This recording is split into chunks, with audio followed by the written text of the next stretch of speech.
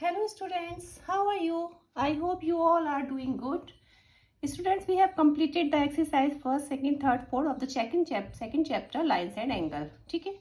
Now we start the next exercise, that is classifying angle. Okay?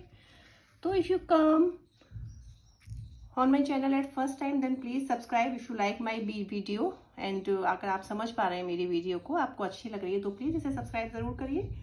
चलिए बिना time waste किया हम start करते हैं क्लासीफाइंग एंगल। ठीक है, इससे पहले का मैं आपको पूरा अपने पहले की वीडियो में समझा चुकी हूँ। अभी एंगल को हम कैसे क्लासीफाइड करते हैं, तो बच्चों पहले की भी क्लासेस में आपने पढ़ा होगा कि एंगल कितने टाइप के होते हैं। राइट एक्यूट एंगल होता है, राइट एंगल होता है, ऑब्ट्यूस एंगल होता है, उसके बाद में आपका रिफ्लेक्स एंगल होता है, उसके बाद में आपका कंप्लीट एंगल होता है। ठीक है, तो आइए इसी एंगल्स के बारे में हम पता करते हैं। अभी हम बताते हैं आपका, ये कुछ चीज़ें मैं बता रही हूँ आपको। एक्यूट एंगल सबसे पहले आता है आपका एक्यूट एंगल।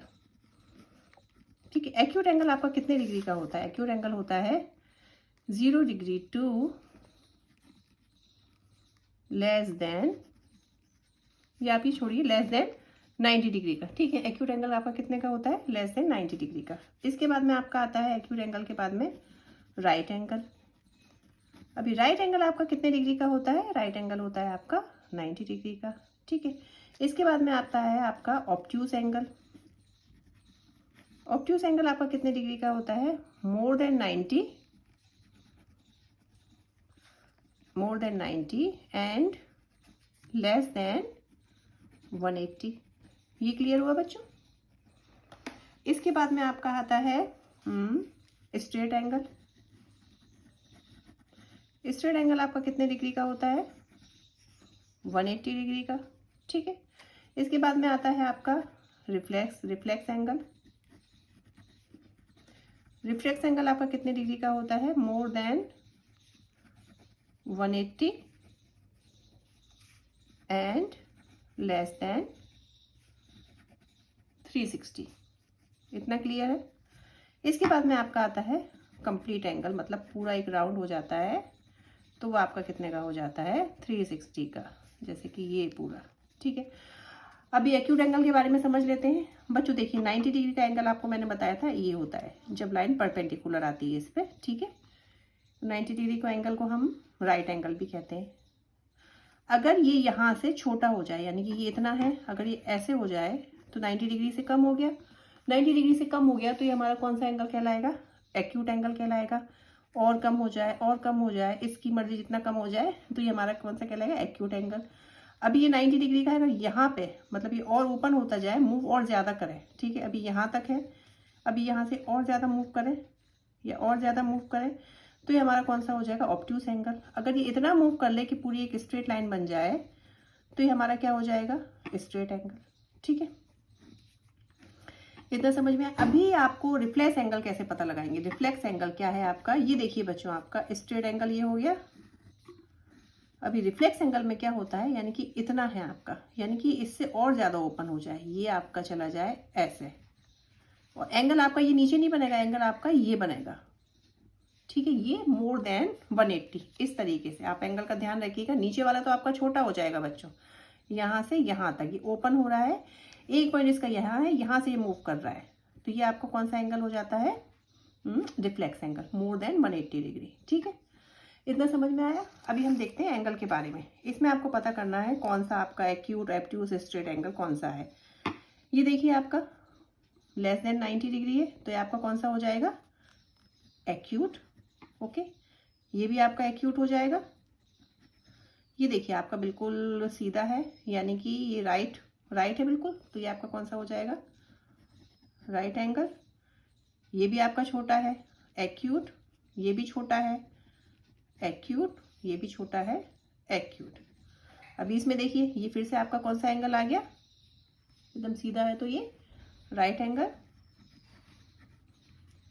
ये आपका देखिए, इधर से देखिए, ये भी बच्चों आपका देखिए ये सीधा परपेंडिकुलर आ रहा है, देखिए ये और ये है ना, तो ये भी आपका राइट एंगल हो जाएगा। राइट एंगल को अलग तरीके से भी जरूरी नहीं है कि आपका ऐसे या ऐसे ही दे, इसको आपको ऐसे करके दे दे। ये देखिए ये भी राइट एंगल है, टेढ़ा करके भी दे दे, तो आपको देखना है कि एकदम परपेंडिकुलर आ रहा है इस पे, तो ये राइट एंगल हो गया। ये वाला भी आपका परपेंडिकुलर आ रहा है, ये वाला भी आपका राइट एंगल हो गया। अभी आप देखिए ये, अरे ये भी परपेंडिकुलर आ रहा है, ये भी राइट एंगल हो गया। ये भी परपेंडिकुलर आ रहा है, तो ये भी आपका राइट एंगल हो गया। ओके, अभी ये देखिए राइट एंगल आपका यहाँ तक होता है, इसने क्या किया, अपना माउथ को और बड़ा कर लिया, यानी कि more than right angle, more than right angle and less than straight angle. तो ये आपका कौन सा होता है, ऑब्ट्यूस एंगल। ठीक है, अभी ये भी आपका देखिए 90 डिग्री से ज़्यादा है ना बच्चों, हाँ यहाँ पे होता तो 90 डिग्री होता है, ये भी आपको ऑब्ट्यूस हो गया। ये भी 90 से ज़्यादा, ये भी ऑब्ट्यूस हो गया, ये भी ऑब्ट्यूस हो गया। ये भी आपका देखिए ये तो सीधा है, ये ऐसे टेढ़ा जा रहा है, यानी कि इससे बड़ा हो रहा है, ये भी आपका कौन सा हो गया, ऑब्ट्यूस हो गया।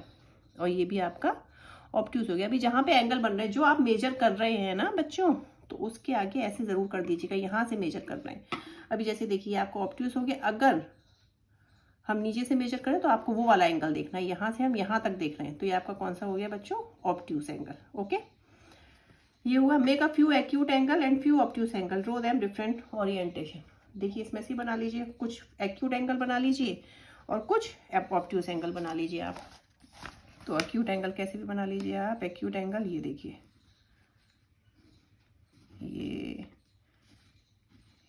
ये सारे एक्यूट हो गए। ठीक है, अगर आपको बनाने हैं, आप कौन से बनाने हैं, few obtuse angle. Obtuse angle यानी कि आपका मोर देन 90, तो आपका ये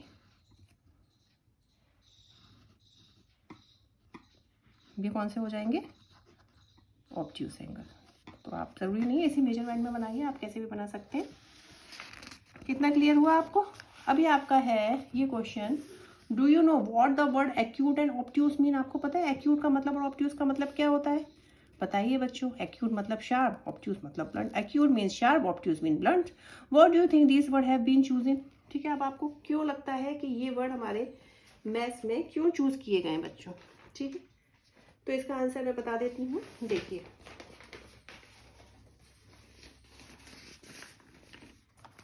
ये मैंने पहले से लिख के रखा है, the word have been chosen because the word acute, acute means sharp and the acute angle look sharp. Acute angle भी हमारा क्या लगता है, शार्प लगता है।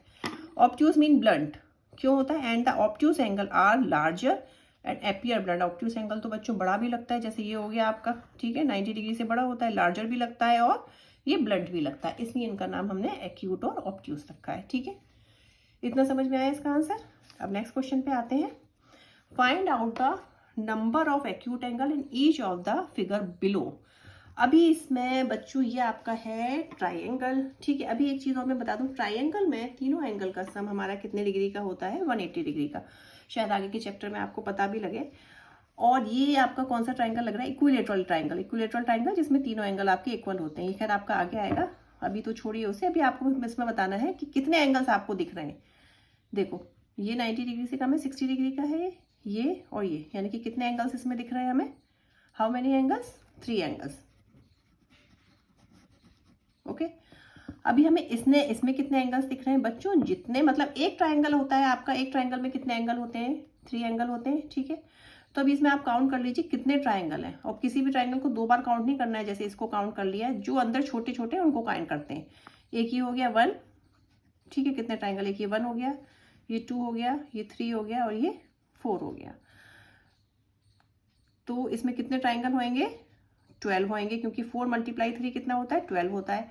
अगर ऐसे समझ में नहीं आता तो आइए काउंट करके देख लेते हैं। देखिए 1 2 3 ये हो गया 1 में, फिर 2 का देखें 1 2 3 ये हो गया। इसके बाद में इसका देखते हैं 3 का 1 2 3 ये हो गया। 4 का देखते हैं 1 2 3।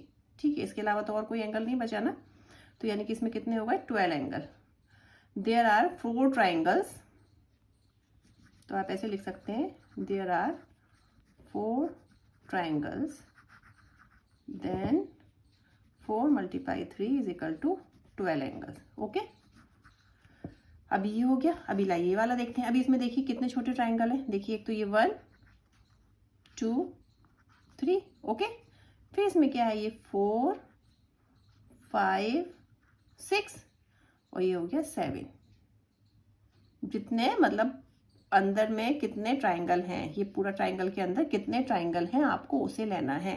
तो ये 7 × 3 कितना होता है, 21 होता है।